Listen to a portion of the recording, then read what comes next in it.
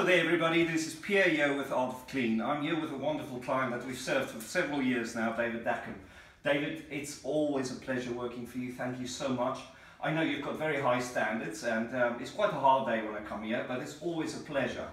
You interact with us while we're here and I just want to say thank you. Though at the same time I want to ask, how have you experienced our company over the years? Put it this way, if I wasn't happy, you wouldn't be here now.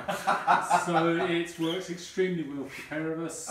We're very happy, the results look great, and I would gladly recommend you to anybody. That's really good to hear. Now, just for those people that don't know, we are cleaning and restoring and maintaining the travertine floor for David. And when we first came here, David, the floor was not in such a good way.